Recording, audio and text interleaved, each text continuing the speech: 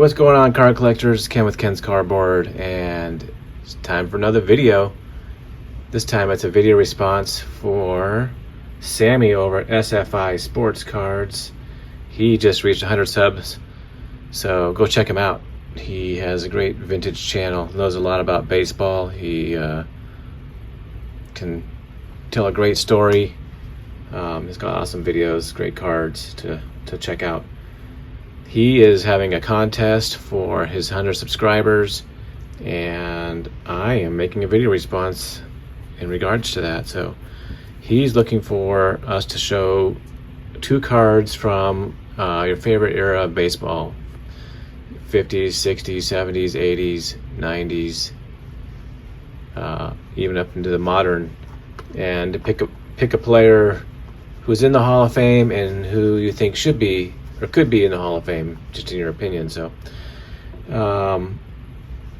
so I'm gonna pick a couple different players. My favorite era, I like a lot of eras of baseball, but I'm gonna pick the 50s because that's what I'm collecting right now, well, amongst modern cards. But as you can see, I got my Jackie Robinson collection up here.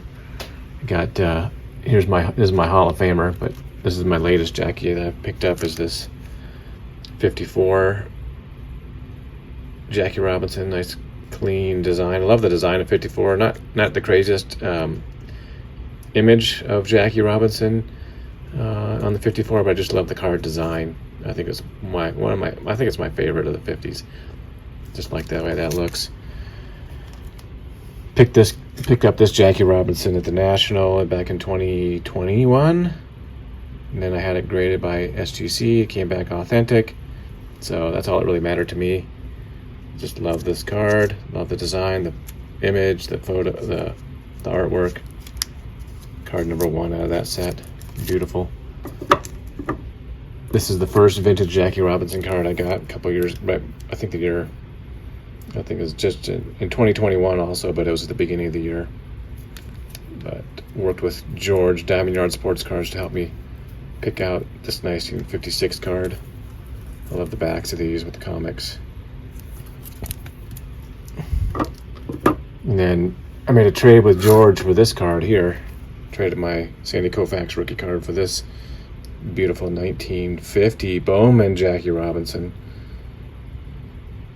Definitely in the Hall of Fame for the great career he had. It could have been a lot longer if he was able to, be allowed to play in baseball before 1947.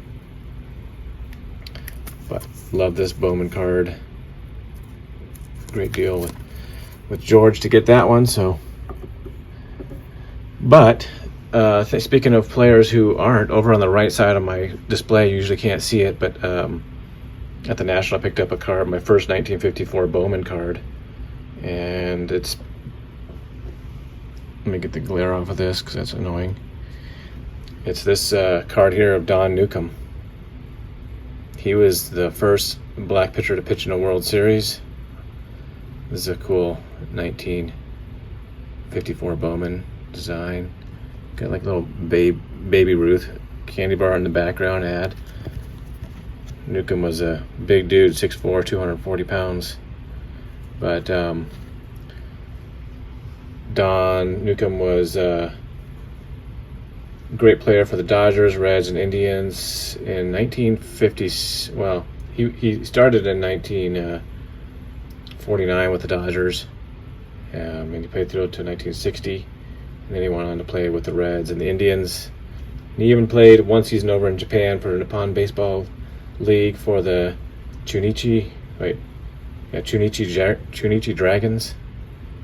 And he also had a couple years off in 53 and 54, or 52 and 53, when he was in the Army for the Korean War. Before Branch Rickey signed him to the American League, to the Dodgers, he played for the Newark Eagles and the Negro Leagues in 1944 and 1945. But that's Don Newcomb. I'm going to read a little blurb from this yearbook that I picked up a few weeks ago. This is from 1955, so this is kind of a little read from his, there's an image of Don Newcomb and his wife in 1954. He's got a duck down or whatever tent there, and that guy's a tall guy. But here's what it says. In 54 was a strange and trying year for Donald Newcomb, one of the great hurlers, when he marched off into the Army early 1952, their huge right-handed figure to give the Dodgers a league top staff when he returned. However, he could not regain his sharpness last season, flashed only occasional glimpses of his pre-Army ability, and finished the year with a mediocre 9-8 record. Now more than ever, determined to succeed, Nuke spent long hours in the Elizabeth, New Jersey gymnasium last winter, keeping himself in top physical condition and limbering up the powerful right arm that means so much to Brooklyn's 55 pennant chances. Who knew it was to come, right?